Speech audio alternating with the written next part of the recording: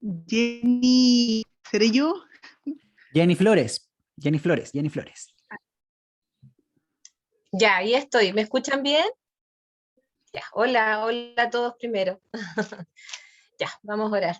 Padre, te damos gracias en esta hora, Señor, por poder tener esta instancia nuevamente de ser instruidos, de ser guiados por tu Espíritu, por el mejor Maestro, amado Espíritu Santo. Pedimos que tu presencia en esta noche esté en medio nuestro, que reveles a nuestro corazón, a nuestra mente, transformes nuestros pensamientos y nos ayudes en este camino, Señor, de crecimiento espiritual que cada uno de nosotros tenemos, papito. Encomendamos todo, todo en tu nombre, Señor Jesucristo, y damos gracias, Señor, por este tiempo de compartir, de estar juntos y estar recibiendo la instrucción que viene de tu corazón. En el nombre de Jesús, amén.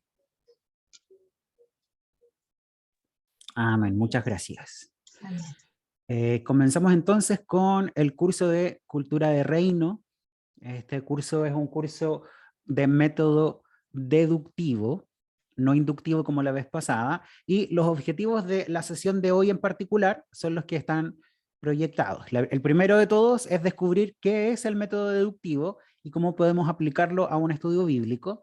El segundo objetivo de la sesión de esta noche es revisar la metodología del curso que estamos comenzando hoy y que va a durar al menos 7 sesiones. Va a haber una octava sesión, voluntaria por supuesto para quienes quieran participar, y que luego cuando veamos las sesiones vamos a hablar un poquito de eso también.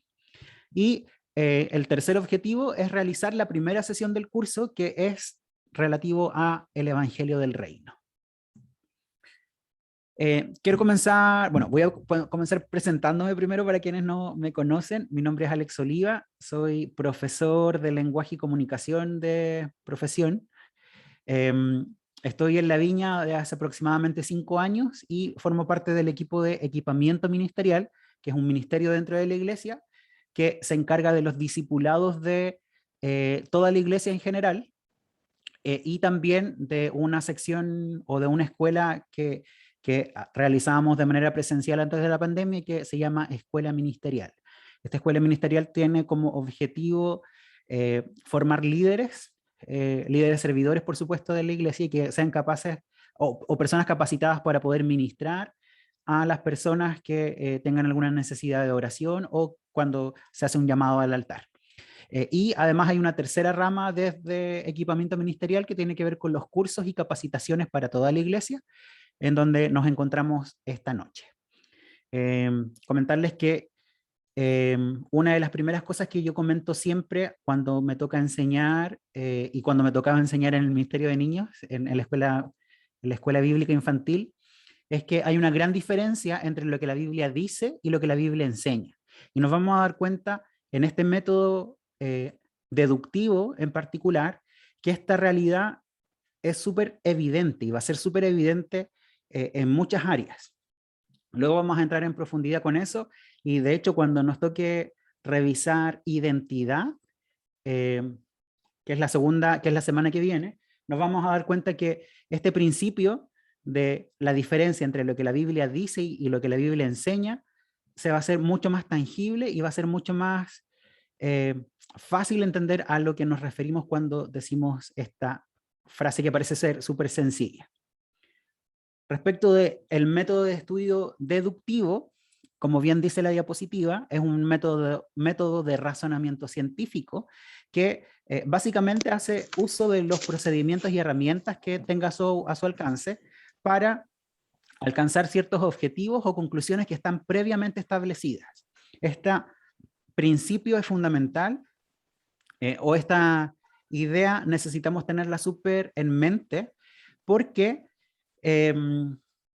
a diferencia del método inductivo en donde tomábamos la Biblia y leíamos la Biblia paso a paso para poder sacar conclusiones de la lectura, en el método deductivo este procedimiento se genera de manera inversa.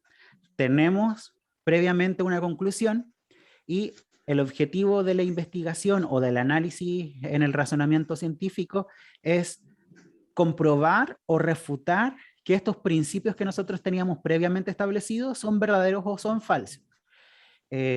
Principalmente se enfoca en comprobar que las acepciones que yo tengo ya previamente establecidas son verdaderas.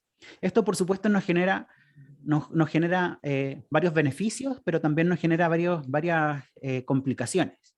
Y una de las principales deficiencias del método deductivo es que, como tiene preestablecidas ciertos parámetros o ciertos pensamientos, es utilizado mucho este método por sectas y por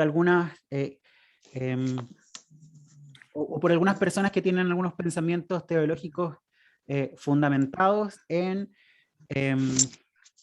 concepciones más bien históricas, más que en principios bíblicos.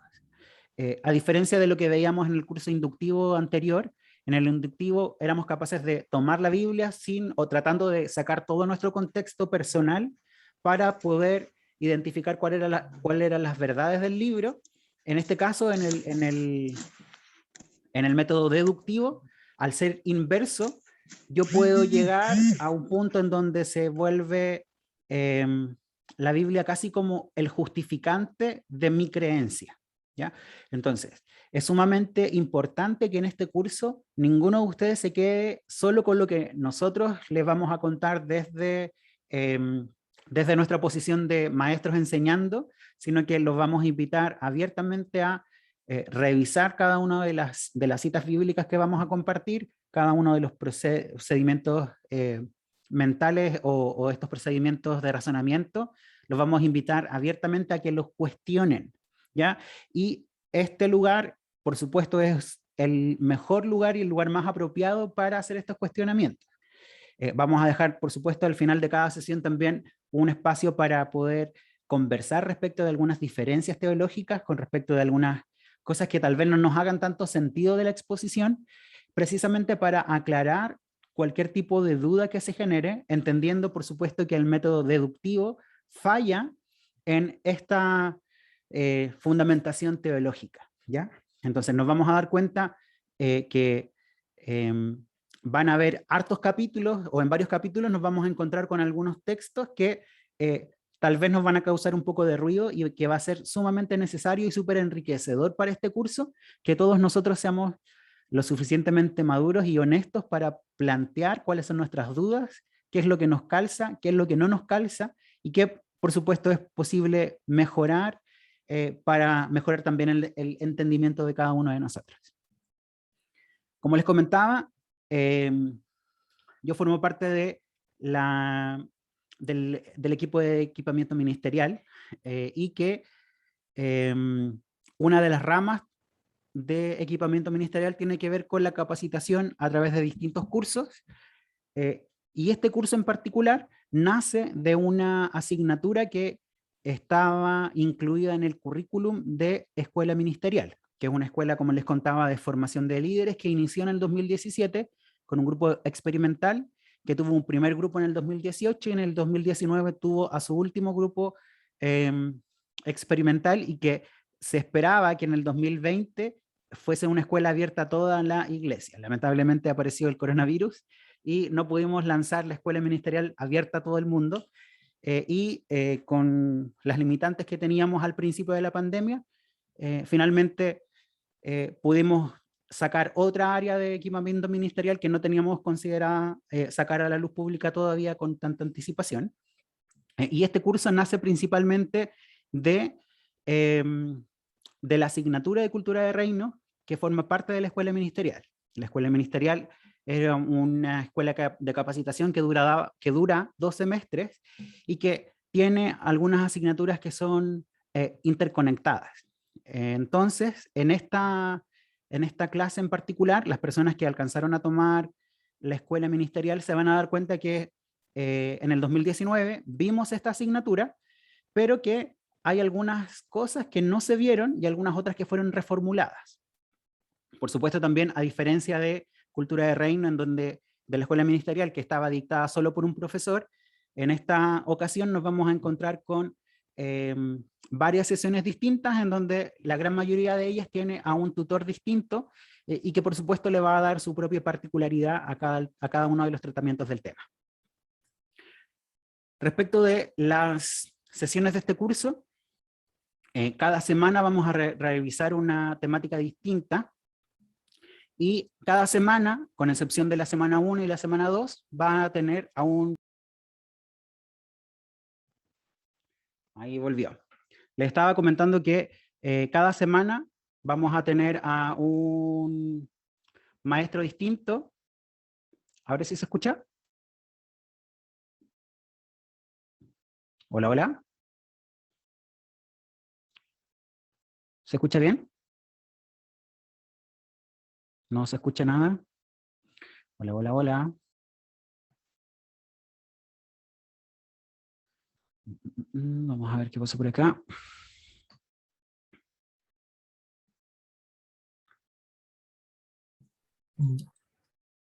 Ya, ahora sí estamos de vuelta. Muchas gracias, Enoch, por compartir la pantalla.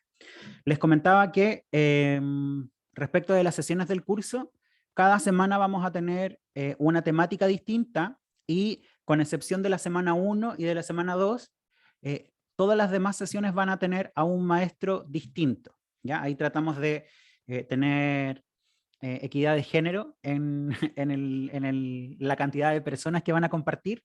Lamentablemente una de las chicas se bajó y ahí tuvimos que cubrir con un hombre, entonces ahí vamos a tener la cuota de género dispar. Pero estaba en, en la planificación al menos que también tuviésemos a mujeres llenas del Espíritu Santo compartiendo, por supuesto, de las temáticas que están abordadas en este curso.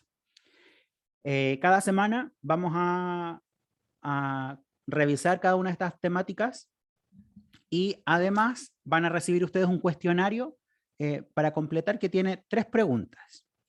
3 preguntas respecto de la temática abordada, y además tiene 2 desafíos. Los desafíos consisten en recoger un testimonio propio o de alguien cercano, algún amigo, algún familiar, respecto de la temática abordada, y según lo que Dios te hable de esta temática semanal, van a tener que escribir una puesta en práctica. Por ejemplo, esta puesta en práctica debe responder siempre a la pregunta: ¿qué harás? ¿Cómo lo harás? ¿Y cuándo lo harás? Por ejemplo, si la temática de la semana aborda, por ejemplo, la murmuración, y ustedes se dan cuenta que en realidad Dios le está hablando sobre la murmuración, entonces tal vez su puesta en práctica será no participar durante esta semana en comentarios en donde se hable de otra persona. ¿Cómo lo voy a hacer? Desviando la conversación hacia otra temática, o apartándome de la reunión en donde se esté generando esta murmuración, y así entonces estaría realizado esta puesta en práctica semanal. A la semana siguiente, una de las preguntas va a ser precisamente cómo te fue en la puesta en práctica de esa semana, ¿ya? Así que súper importante poner atención a la forma en la que se redacta, porque no queremos que ocurra que en la puesta en práctica usted coloque, por ejemplo, orar más. Sí, es importante que cada uno de nosotros ore, pero para que sea efectivamente una puesta en práctica, debe estar respondiendo: ¿qué harás? En este caso, orar más. ¿Cómo lo harás? No sé, por ejemplo, colocando una alarma a las 9 de la noche que me recuerde que debo orar. ¿Cuándo lo harás? Todos los días, entre las 9 de la noche y las 9:15, o no sé. O por ejemplo, si usted dice leer más la Biblia, ok, sí, es súper importante que cada uno de nosotros como cristianos lea la Biblia. Entonces, no puede ser como puesta en práctica el desafío leer la Biblia. ¿Por qué? Porque es algo que debemos practicar siempre. Entonces ahí debe entrar con los detalles de qué harás, leer la Biblia, cómo lo harás, no sé, por ejemplo, siguiendo un plan de lectura devocional diario. ¿Cuándo lo harás? Todos los días en la mañana cuando me levante, no sé. ¿Queda claro cuál es la intención de la puesta en práctica? Si alguien tiene una duda, hable ahora o calle para siempre. No, no es cierto. Puede preguntar después en, eh, por interno o a través del correo electrónico. Pasa a la siguiente nomás, Enoch.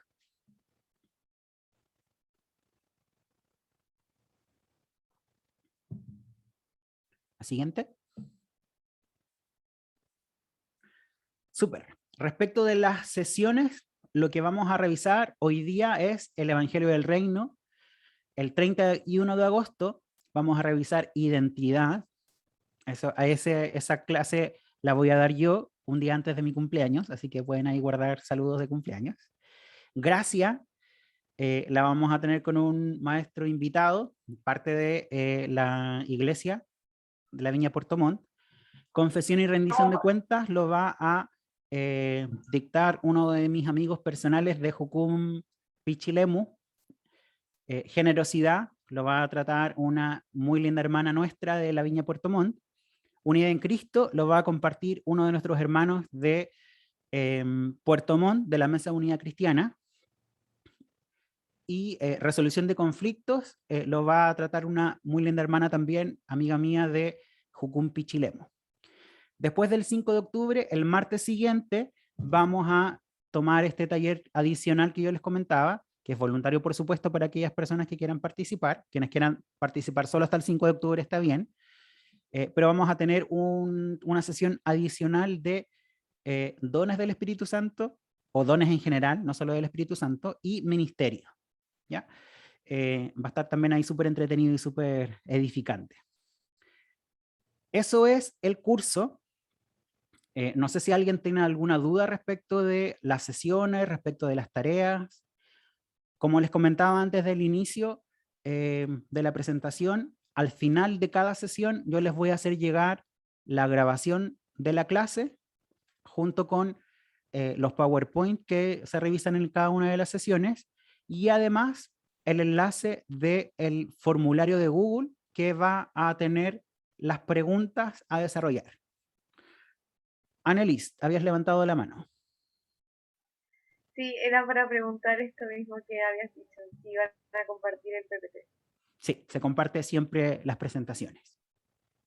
Súper. Ahora sí, comenzamos entonces con la sesión número 1, que es Evangelio del Reino. Ahora sí puedes abrir el otro documento, Enoch, sería ideal. Muchas gracias. Ya. Espero que no se desconfigure con el cambio.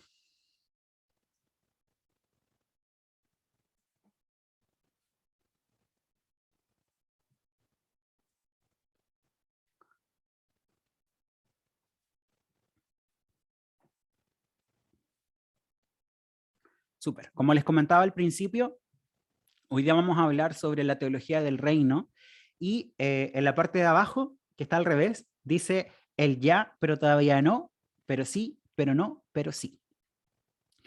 Dale a la siguiente nomás, Enoch.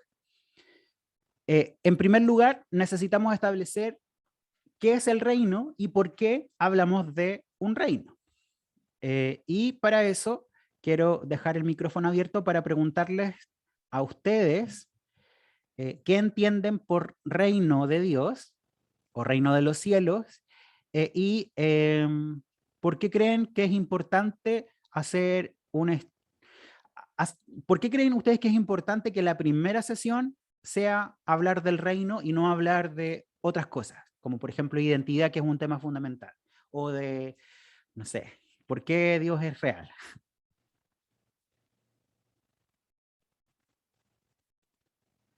Recuerden que, dale nomás, Nicos. Como siempre, como siempre. Muy bien, muy bien. Hola, buenas noches a todos. Un honor estar acá con usted. Y ya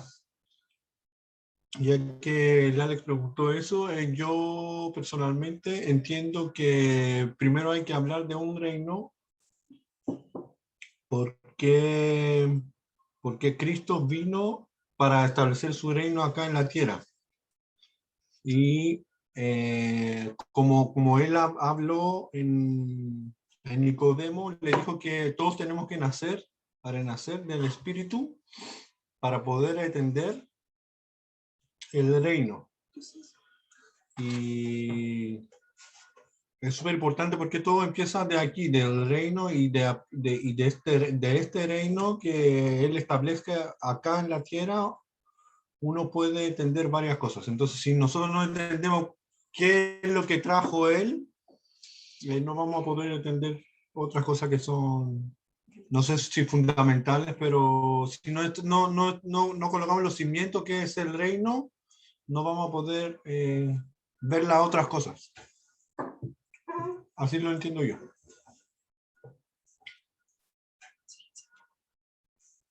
Súper, muchas gracias, Nicos. ¿Alguien más? Recuerde que soy profe, así que tengo estrategias para hacerlos hablar a casi todos. Así que antes de que yo haga o diga algo, los invito cordialmente a participar de manera voluntaria. Muy bien, Cata.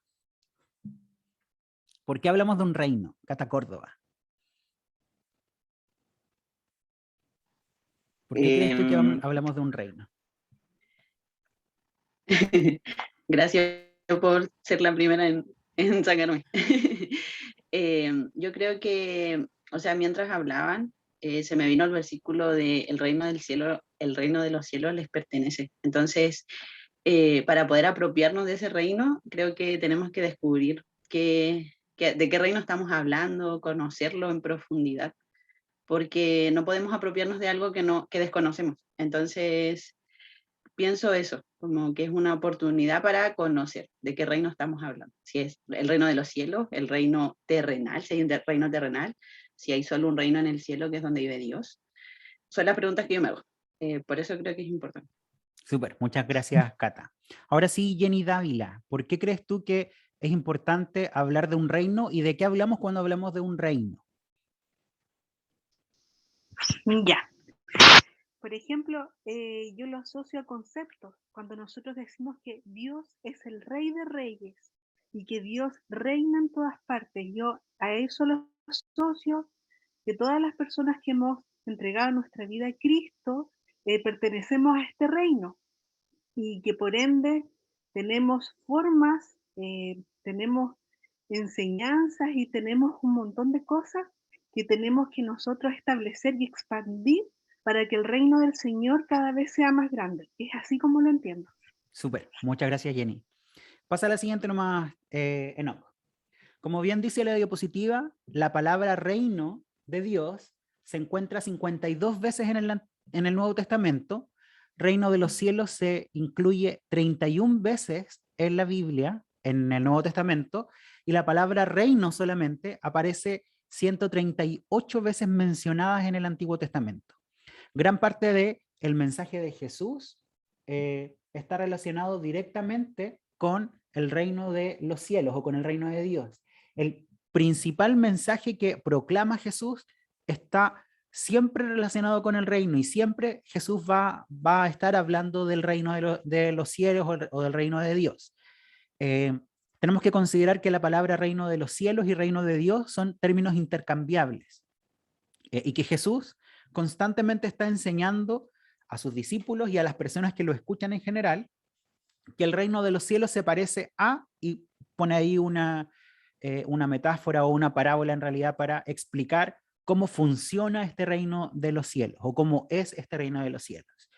Lamentablemente, Jesús nunca dice el reino de los cielos es así directamente, sino que lo que hace es utilizar ejemplos prácticos de la vida cotidiana de las personas para ejemplificar cómo funciona y cómo está funcionando el reino de los cielos o el reino de Dios.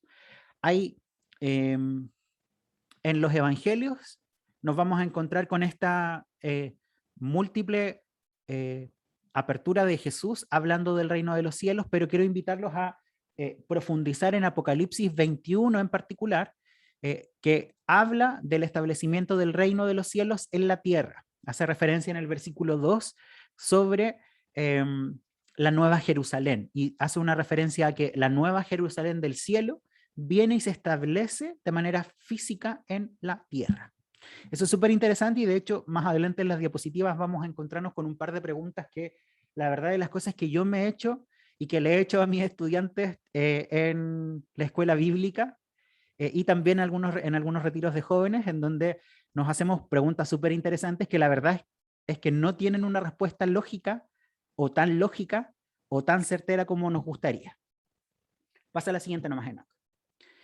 En el Antiguo Testamento, la verdad de las cosas es que la palabra reino no aparece propiamente tal, con excepción de Primera de Crónicas 29:11, y con estas tres citas en las que yo le puse un asterisco al final, porque en realidad no habla técnicamente del reino, sino que, como bien decía Jenny, hace referencia a que Dios, o Jehová, o Yahweh, o como quieran ustedes mencionarlo en el Antiguo Testamento, es un rey y que tiene dominio sobre un espacio y tiempo que está por sobre la tierra. Entonces, en estas tres citas bíblicas del Antiguo Testamento, en Zacarías y en Isaías, nos vamos a dar cuenta que tenemos un Dios que reina por sobre todo y que reina además por sobre las naciones de la tierra. De hecho, en los Salmos también nos encontramos muchas referencias a este reinado de Dios, o a este Dios que es rey o que es Dios de dioses, y que se establece en algún lugar en específico que es desconocido.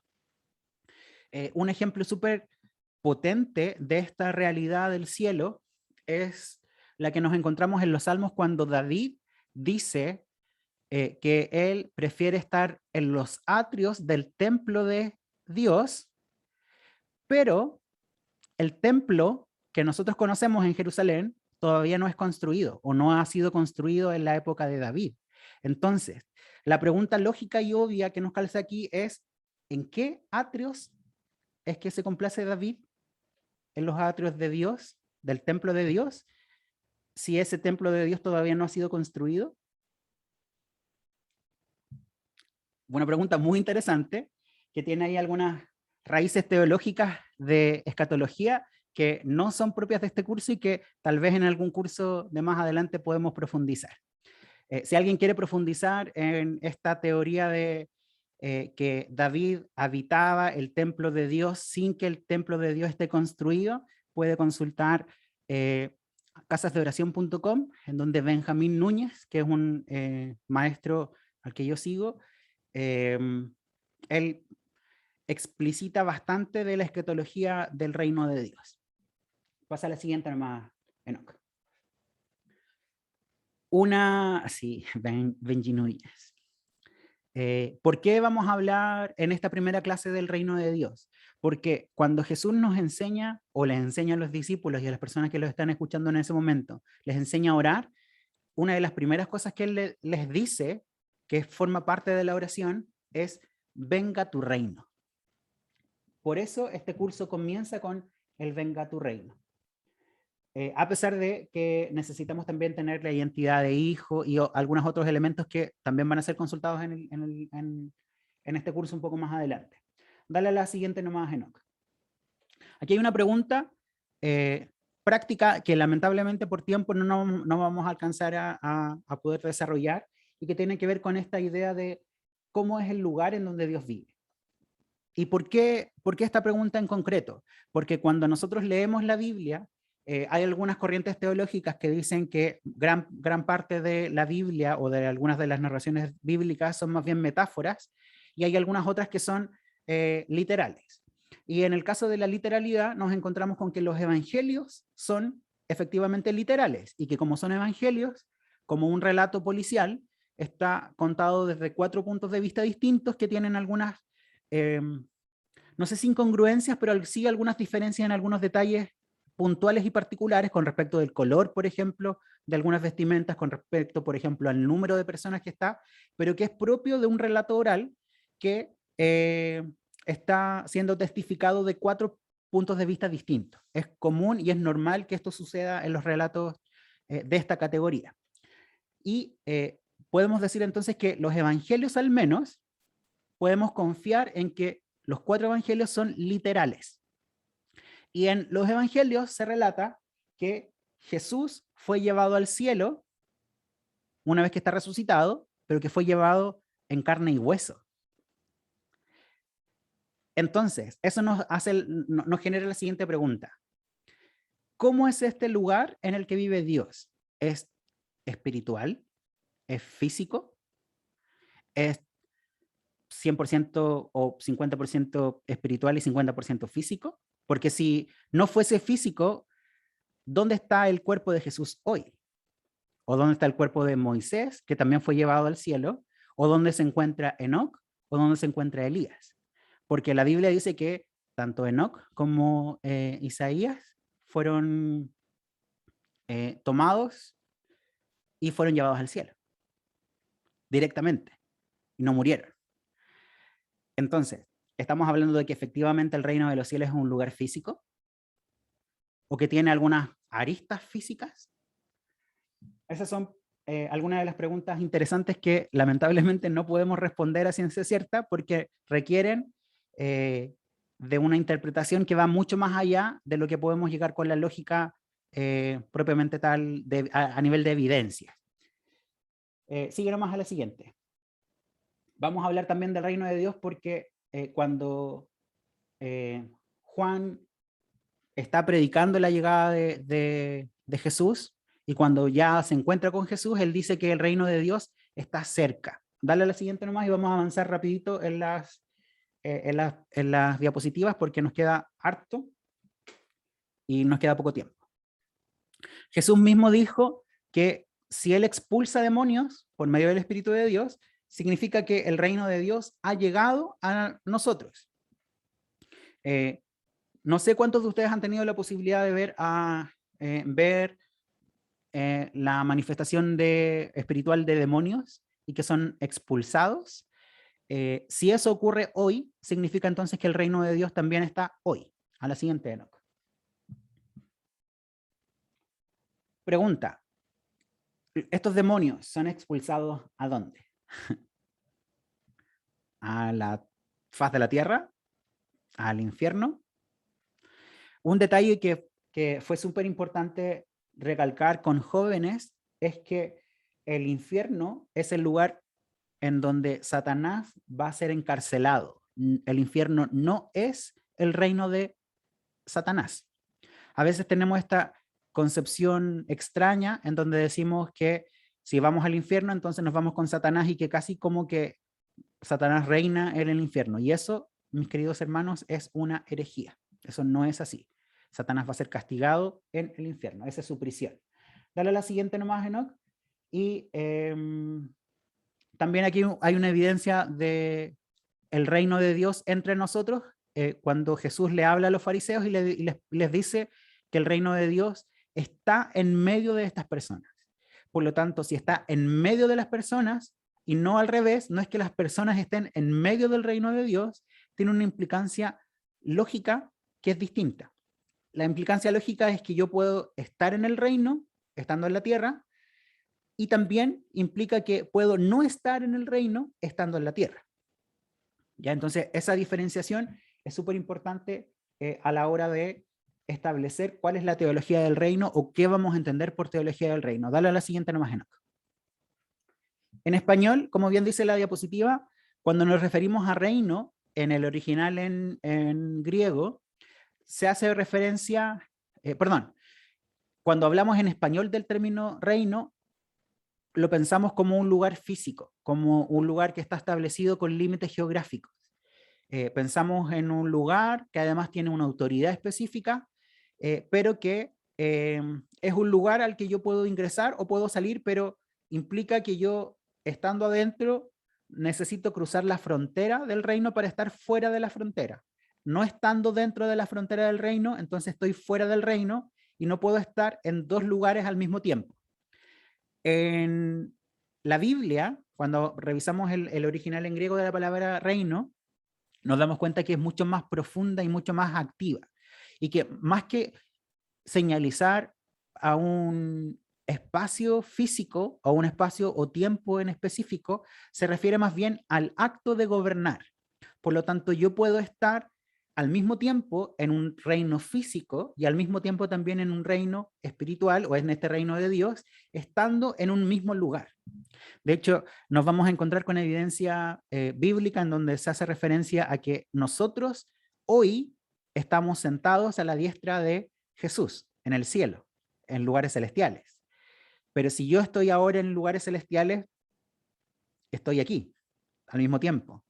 Y ese que está en lugares celestiales ya es capaz de ver la gloria completa de Dios. Y nosotros como seres humanos nos damos cuenta que en realidad no podemos tener esa experiencia todavía y que la vamos a tener únicamente cuando estamos muertos. Dale a la siguiente nomás, Enoc. Es súper importante darse cuenta y entender que reino de Dios es una palabra activa, porque en realidad lo que nos interesa definir es que Dios está involucrado en nuestra vida cotidiana y que cada aspecto de nuestra vida en detalle es importante para Él. De hecho, precisamente por esa consecuencia o por esa acción es que nos damos cuenta que en el Antiguo Testamento hay normativas sobre incluso cómo vestirse o qué comer. También hay evidencia en la Biblia que nos muestra que Dios conoce nuestros pensamientos, que nos vio cuando estábamos en formación y que también conoce incluso hasta cuántos cabellos tenemos en la cabeza. Por lo tanto, que Dios esté interesado en nosotros, en todas las áreas de nuestra vida, involucra necesariamente el que estemos o que nuestra teología se ajuste a una teología en donde Dios está involucrado directamente con nosotros. Y que si Dios está involucrado directamente con nosotros, eso implica que cualquier actividad de Dios en nuestra vida no es una intervención especial, no es algo anormal, sino que en realidad forma parte de nuestra naturaleza como hijos de Dios. Esto nosotros lo conocemos, o para las personas que son de la viña, probablemente les suene más el término, se me fue ahora el término. Naturalmente sobrenatural. Vivimos una vida naturalmente sobrenatural.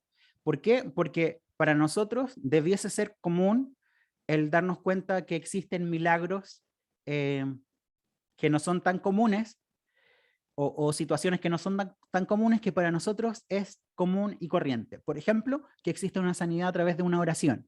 Muy probablemente para todos nosotros es normal y hasta casi obvio que si alguien está enfermo y que si nos ponemos a orar intensamente por esta persona, más que muy probable esta persona tenga una mejoría en su salud.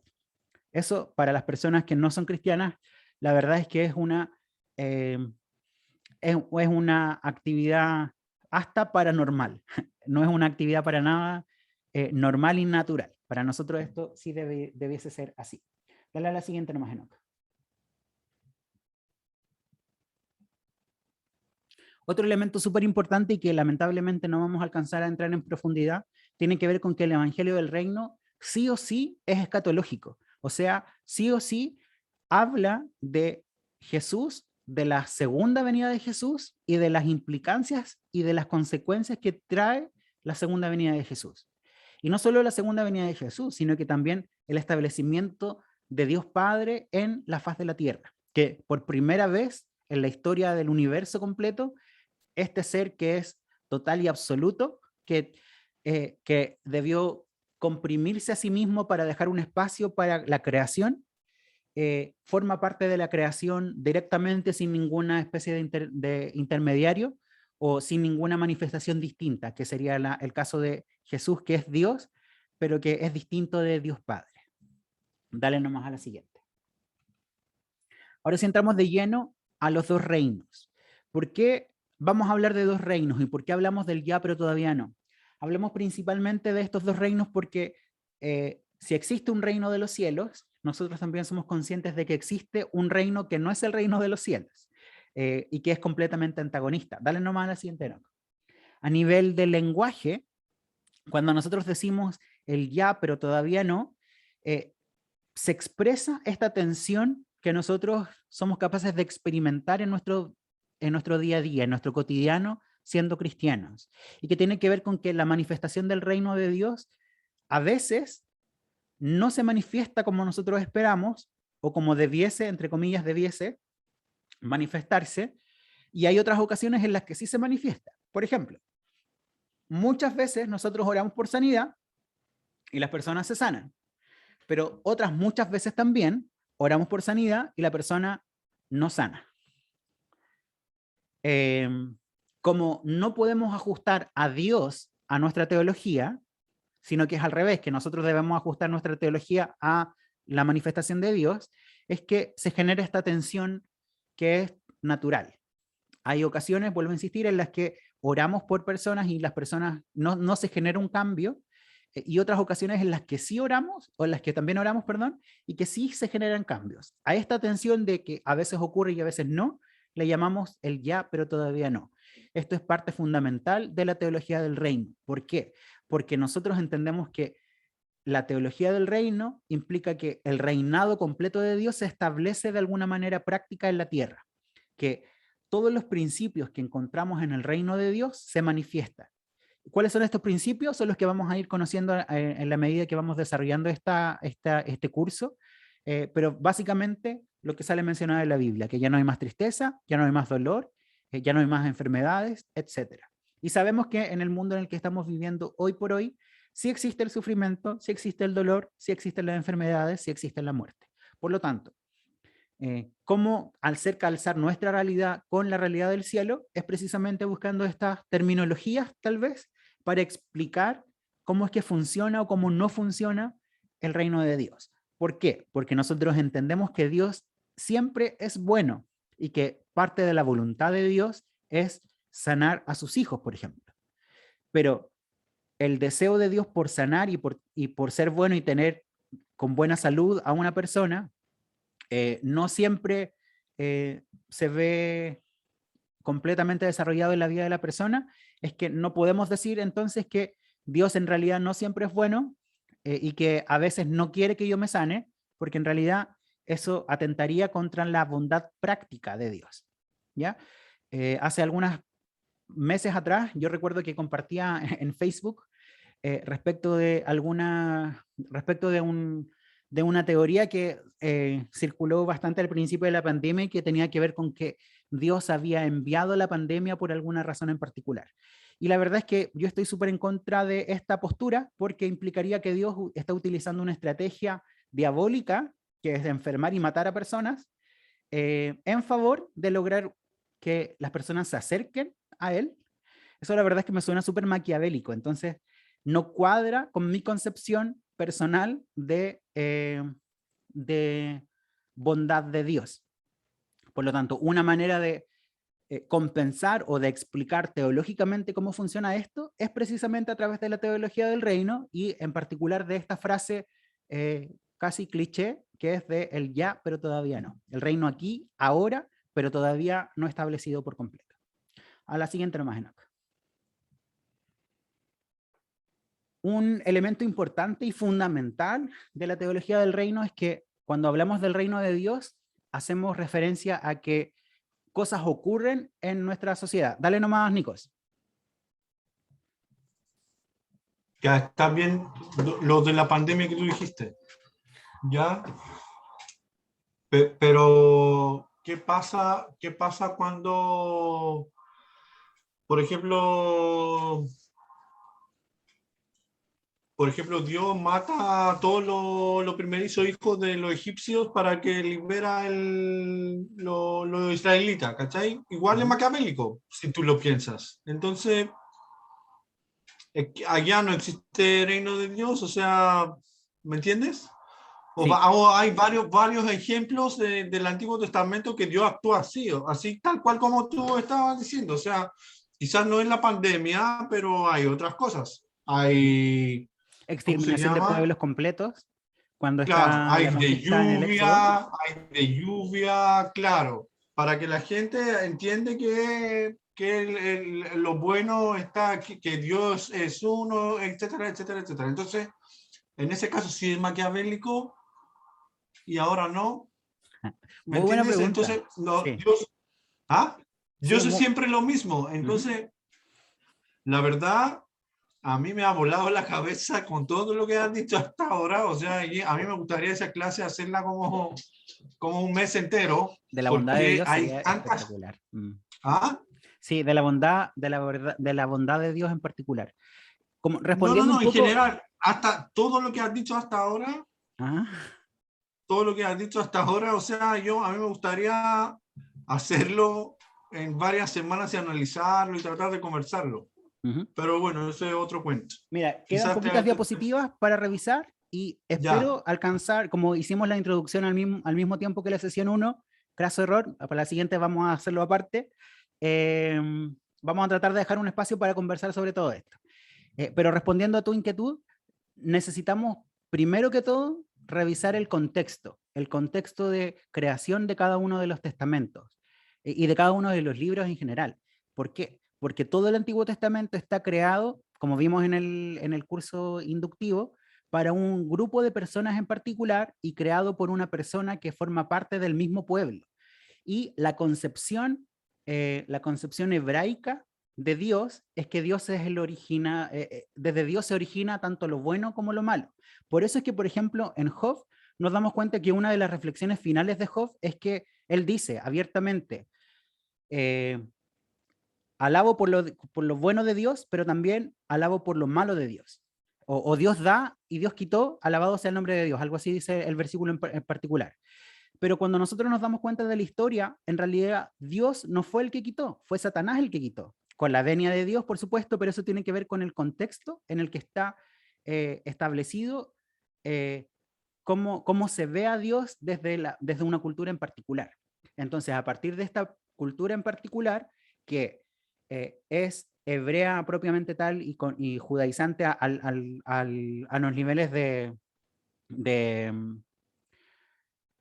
a los niveles arraigados de cultura que ellos tenían, para ellos, tanto lo bueno como lo malo que ocurre en la tierra es producto de la intervención de Dios y de la voluntad explícita de Dios. Cuando nos damos cuenta de esta historia y nos damos cuenta a través de los relatos del Antiguo Testamento y más con los del Nuevo Testamento, nos damos cuenta que en realidad esta visión de Dios no es tan precisa. No digo que esté equivocada, porque no es así, pero sí es un poco imprecisa respecto de la revelación de cada uno de ellos. Vuelvo a insistir con el ejemplo de Job. Job terminó alabando y diciendo, Jehová dio, Jehová quitó. Pero la verdad de las cosas es que Jehová dio, pero en realidad Jehová no quitó. El que quitó fue Satanás. ¿Hace una corrección el texto sobre esto? No, no la hace. ¿Por qué? Porque precisamente bajo la cultura y bajo el prisma de la cultura hebraica, Dios es el originario de lo bueno y de lo malo al mismo tiempo. Esta concepción, desde una mirada más contemporánea, en realidad no es tan así. Nosotros nos damos cuenta que efectivamente Dios es el ser superior y que bajo los principios de Él se mueve todo el mundo, incluso Satanás, y de hecho Satanás es mucho más obediente que los mismos hijos de Dios, porque hace exclusivamente lo que Dios manda a que Él haga. Nos damos cuenta que en realidad hay muchos más factores y hay muchísimos más elementos que están involucrados en la realidad del ser humano.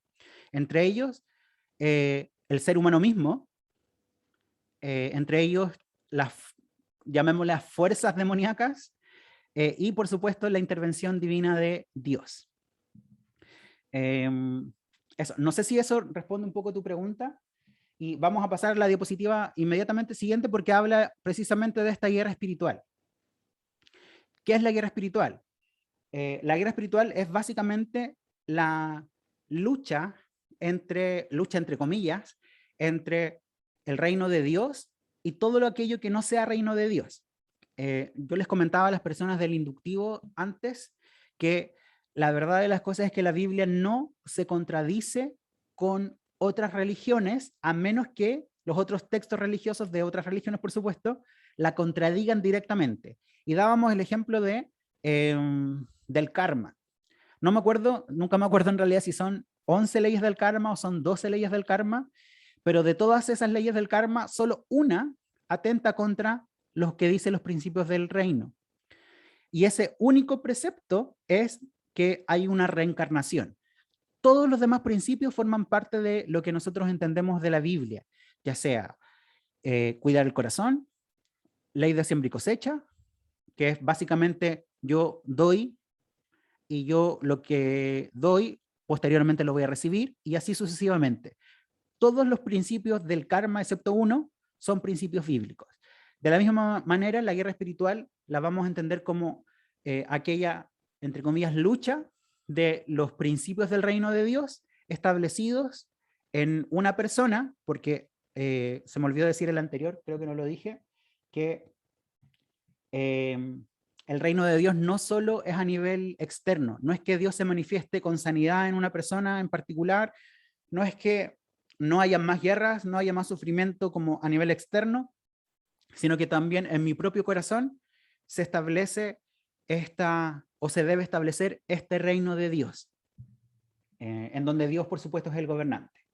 Entonces, dale nomás a la siguiente, Enoch. Cuando hablamos de guerra espiritual, vamos a estar hablando de esta batalla entre comillas, el bien y el mal. Pero esta batalla no solo es a nivel como social, sino que en realidad tiene que ver con también mi ser interno, con mi propio corazón. Y como bien dice la diapositiva, consciente o inconscientemente vamos a participar de esta guerra espiritual. Ahora, ¿cómo nos damos cuenta de cuando estamos formando parte del ejército de el reino de los cielos o del ejército del reino de las tinieblas? Básicamente a través de nuestras acciones. Por ejemplo, una cualidad del reino de los cielos es, por ejemplo, la alabanza, la gratitud, el perdón, los buenos modales, etc. O el contentamiento, a propósito de las prédicas de nuestra iglesia en las últimas semanas. Y todo lo opuesto, la queja, la mentira, la envidia, la soberbia, forman parte de lo que no es el reino de Dios, que por lo tanto forma parte del reino de las tinieblas. Entonces, en mi propio corazón, esta guerra espiritual se genera. Por supuesto también que hay intervención de otros seres a nivel como de lugares o de personas que tienen algunas influencias demoníacas o básicamente de posesión, entendiendo que posesión demoníaca en la Biblia no tiene ninguna diferencia de una influencia demoníaca, eso paréntesis aparte. Vamos a ser súper conscientes entonces de estos principios del reino de Dios que se establecen. Y cada vez que yo genero una acción que es buena, agradable y perfecta, que es como la voluntad de Dios, yo formo parte de las acciones que forman parte del ejército de el reino de los cielos.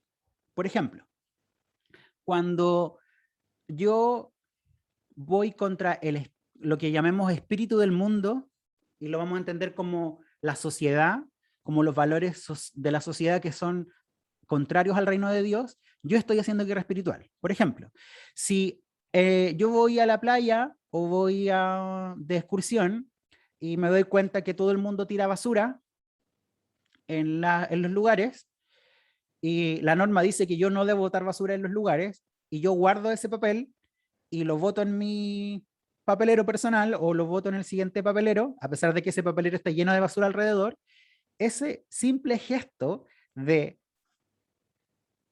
cuidar el planeta, a pesar de que, siendo súper honesto, no hace ninguna diferencia, eso es hacer guerra espiritual. ¿Por qué? Porque va contra lo establecido por las tinieblas. Lo establecido por las tinieblas básicamente es causar desorden, causar dolor, causar sufrimiento. Por lo tanto, nosotros vamos a entender que guerra espiritual va a ser ejecutar cualquier acción intencionadamente en favor del reino de Dios. Cuando yo, por ejemplo, extiendo perdón sobre alguien, estoy trayendo el reino de Dios porque el común, porque el valor de la sociedad o el valor del mundo me dice que en realidad si yo perdono soy débil. Otro elemento súper importante a considerar dentro de la guerra espiritual, pasa al siguiente nomás, ¿no? Es que cuando nosotros hacemos guerra espiritual, nuestro enfoque debe ser siempre Dios y lo que Dios dijo que ya está hecho, o lo que según el reino de Dios se establece. Esto es, por ejemplo, si el reino de Dios dice que ya no existe enfermedad, cuando yo oro en dirección a una sanidad, mi deber es proclamar lo que ya está establecido en el cielo, y que en el cielo no existe enfermedad, por lo tanto yo declaro en el nombre de Jesús que esta enfermedad se va porque no forma parte de los principios del reino de Dios. Ahora, por supuesto que esta forma de orar es súper confrontacional, porque ¿qué pasa si no se sana? Queda ahí en mí esta como preocupación respecto de lo que yo dije. Más de lo que Dios puede o no puede hacer, queda la persona queda ligada directamente con la persona o con el grupo de personas por la cual se está orando. Es por eso, es que yo le decía hace un rato atrás que no podemos considerar nuestras experiencias para amoldar a Dios, sino que en realidad debemos amoldar nuestra teología y nuestra forma de vivir la vida cristiana en pos de Dios y en pos de nuestra realidad también. Porque, por ejemplo, si nosotros somos conscientes de que, por ejemplo, existe la profecía, que es posible dar palabras de profecía y palabras de ciencia y todo lo que tiene que ver con profecía, yo no puedo ser tan audaz de decirle a una persona, Dios dice esto, porque ¿qué pasa si Dios no dice? Y si Dios no dice, es porque entonces significa que Dios ya no habla y que por eso, y que en realidad no existen los profetas. Eso es llevar al extremo un pensamiento lógico relacionado con nuestra experiencia. ¿Qué dice la Biblia respecto de la profecía? Dice explícitamente y abiertamente, a medias profetizamos, por lo tanto, somos conscientes de que cuando profetizamos, lo que estamos haciendo en realidad puede que sea efectivamente lo que Dios dice o puede que no sea lo que Dios dice. Por eso es que, por ejemplo, en la viña, nosotros decimos o utilizamos algunas palabras claves que tienen que ver con puede que te haga sentido esto o no, o tengo esta impresión de parte de Dios, y pregunto, y me antepongo a, no sé si tenga sentido para ti, pero esto siento, o esto veo, o esto percibo de parte de Dios. Y terminamos preguntando, ¿te hace sentido? Y cuando no hace sentido, en realidad no pasa nada, porque nosotros antepusimos esta seguridad previa que tiene que ver con que sé que en el contexto en el que estamos hoy, a medias profetizamos y a medias no profetizamos. Y esto tiene que ver con reino de Dios, con el ya pero todavía no, con que a veces el reino se manifiesta de manera evidente y completa y a veces no se manifiesta de manera completa y evidente. Pero no porque no se manifieste de manera completa y evidente significa que los principios del reino de Dios no se cumplen o no existen o son condicionales.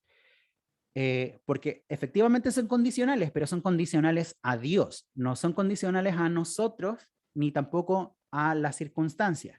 Por ejemplo, se ha causado muchísimo dolor con respecto de oraciones de sanidad, en donde las personas cuando no se sanan, el que está orando dice, es que en realidad yo no tengo fe, por eso no se sanó. O en realidad a ti te faltó fe y por eso no te sanaste. Sabemos y entendemos que estas fórmulas son erradas, que están mal, pero no porque alguien utilice estas terminologías que están o que son inapropiadas, significa que Dios no sana hoy. O no significa que yo puedo volver a insistir y orar 1 y 10 veces si es necesario por una persona para que haya un cambio. Y si después de las 10 aún así no se sana, no significa que Dios no esté sanando o no significa que Dios no quiera sanar a esa persona. Significa que, no sé, puede significar un montón de cosas. Y que por tiempo lamentablemente no alcanzamos a revisar. Ya son las 10 de la noche, quedan por supuesto todas las personas que calcularon sus tiempos para salir a las 10 en punto, liberadas para salir. Nos vamos a quedar solo hasta las 10 con 10 minutos comentando los últimos antecedentes y para aquellas personas que tengan dudas o comentarios respecto de este tema, se pueden quedar. Nos vamos a quedar, vuelvo a insistir, hasta las 10 con 10. La grabación queda hasta aquí. Muchas gracias a las personas que nos estuvieron viendo y eso, seguimos entonces con el curso.